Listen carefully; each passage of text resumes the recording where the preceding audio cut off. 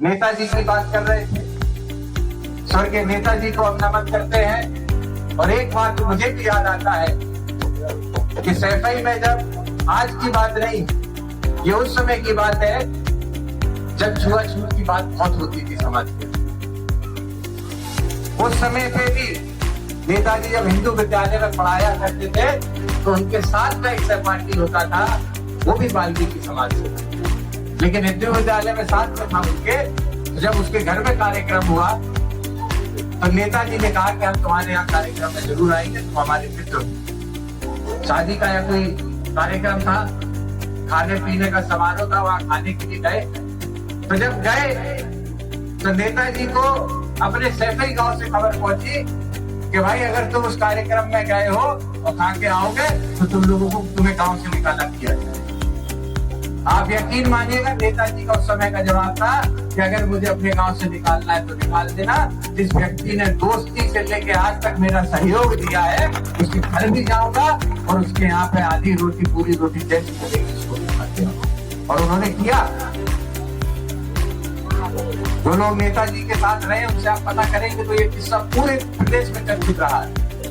अभी कुछ दिन पहले भी आदरणीय शिवपाल सिंह यादव जी का एक इंटरव्यू, बड़ा विस्तृत इंटरव्यू हुआ, उसके अंदर इस बात का उन्होंने उल्लेख किया। तो हम लोग उस विचारधारा से आते समाजवादी लोग, हम लोगों ने कभी भी जाति धर्म के आधार पर भेदभाव नहीं किया।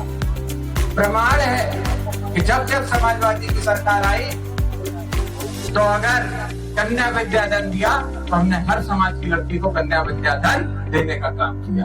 आंकड़े कहते हैं अपने आप में, आप निकाल के देख लीजिए, सरकार से लिस्ट मंगा के देख लीजिए आप, तो उसके अंदर हर समाज के उस पिछड़े लोगों की जो आशा होती, जो बिटिया थी, उसको कन्या विद्याधन देने का समाजवादी पार्टी ने कहा। लैपटॉप वितरण का योजना जब हम लोगों ने चालू की, मुझे खुशी आज भी कहते हुए कि इस समय तो खैर जो भ्रष्टाचारी सरकार है ये लैपटॉप तो नहीं दे पाई, मोबाइल देती। और हमें बड़ा दुख होता है कि जो मोबाइल दिया जाता है 3 दिन बाद भी, जैसे मोबाइल बच्चा चलाता है 3 दिन बाद मोबाइल ही बंद हो जाता है, वो मोबाइल तक नहीं चलता है। और दूसरी तरफ 10 साल पहले समाजवादी सरकार ने दिए गए लैपटॉपों को आज भी बच्चे और बच्चियां इस्तेमाल करके रोजगार अपना पैदा करने का काम कर रहे हैं। तो जहां एक तरफ आज हम भ्रष्टाचार से लिप्त सरकार को देख रहे हैं, वही किस तरीके से आज हमारे आपके वोट के अधिकार पे भी खतरा मंडरा रहा है, ये भी आपको। हम आप मंचों से बाबा साहब की बात करते हैं, उनके दिखाए गए रास्ते पे चलने का काम करते हैं। नेता कहते हैं कि अब उनके दिखाए गए जो विचार थे उन विचारों को लोगों तक ले जाएंगे। लेकिन सबसे बड़ी लड़ाई अगर बाबा साहब की थी तो वो थी अपने वोट का अधिकार हर व्यक्ति को मिलना चाहिए, चाहे वो किसी भी समाज से आता हो, किसी भी वर्ग से आता। आज अगर आपके वोटों को खत्म किया जा रहा, और ये बात तो प्रमाणित हो गई।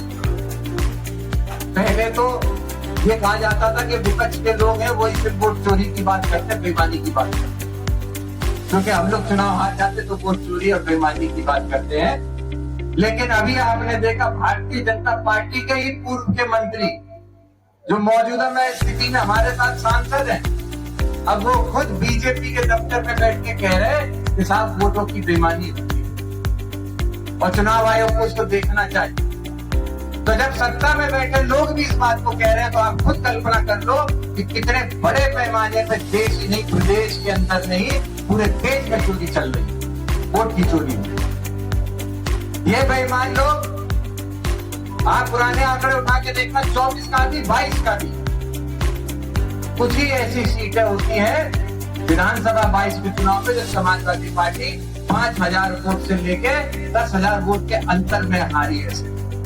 50 से ज्यादा ऐसी सीटें, और 22 के अंदर 7 से 8 सीटें हम अभी आपको देख के बता सकते हैं जिनको बेईमानी से हराने का काम भारतीय जनता पार्टी ने किया। तो आज जरूरत इस बात की नहीं है, कि किस पार्टी की क्या विचारधारा है। आज जरूरत इस बात की है कि हमारा आपका अस्तित्व कैसे बचेगा।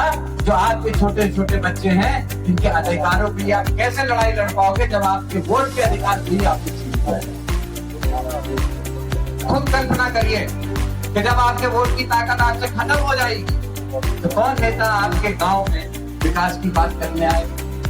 कौन नेता आपसे क्या काम होना है आपके गांव में ये पूछने आएगा? क्या आपको सरकार की योजनाओं का फायदा मिल रहा है कि नहीं मिल रहा है, कौन आपको पूछ रहा है? जब आपका वोट ही नहीं है, जब आप वोट ही नहीं दे सकते तो आपसे कोई मतलब ही नहीं होगा उसमें। तो इसीलिए अपने वोट की ताकत को समझना और पूरे प्रदेश के अंदर जो पीडीए का नारा आदरणीय अखिलेश यादव जी ने दिया है, इस नारे को हमें आपको आगे बढ़ाने का काम, यही नारा आपके हमारे लिए ढाल बनेगा। 2024 में बना, किसने कल्पना की थी कि समाजवादी पार्टी जो प्रदेश तक सीमित रहने वाली पार्टी थी, उस 2024 के पीडीए के नारे से देश की तीसरे नंबर की सबसे बड़ी पार्टी बन जाएगी। किसी ने कल्पना नहीं की, लेकिन पीडीए की ताकत। और सोचिए किस तरीके से भारतीय जनता पार्टी और उनके सरकार के मंत्री हर क्षेत्र में निजीकरण करते चले जा रहे हैं। आप लोग तो कितने सारे लोगों के नगर पालिका से लेकर अलग अलग जगहों में काम करते हो। आप खुद सोचिए, अगर इन सब संस्थाओं में जो नौकरियां लगती हैं ये प्राइवेट हो गई, ठेकेदारों पे चली गई, डायरेक्ट नहीं हुई, तो कोई रिजर्वेशन या कोई आरक्षण भी नहीं होगा, उसको भी खत्म ये सरकार करने का काम कर रही है। हम लोग ये सोचते हैं कि निजीकरण हो रहा है, चलो तनख्वाह मिलेगी, लेकिन इतना याद रखिएगा, कितनी बड़ी बड़ी कंपनियां आप बताओ निजी हो गई। सारे हवाई अड्डे इतने बड़े बड़े तो निजी कर दिए हैं। बड़ी बड़ी कंपनियां, वो कंपनियां जो सीधे सरकार को हजारों करोड़ का फायदा देती थी, उनको जानबूझ के घाटे में डाल के आज पूंजीपतियों को बेच दिया गया। अब जब वो पूंजीपति उसको संभालते हैं तो जो पुराने कर्मचारी थे उनको हटाया जाता है, नए कर्मचारी भी जो भर्ती किए जाते हैं उनपे किसी पे भी आरक्षण या कोई भी जोर नहीं चलता है। जिस हिसाब से वो भर्ती करना चाहते उस हिसाब से, तो हर चीज हमारे आपके हाथों से निकलती जा रही है। तो आज यही 2027 का चुनाव है।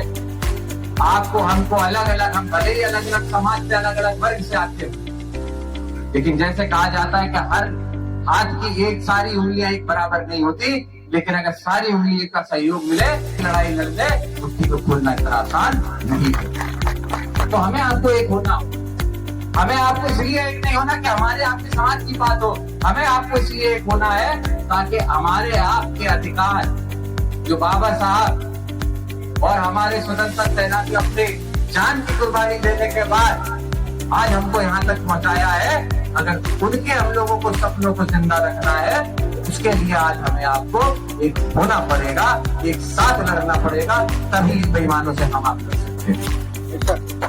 अंत में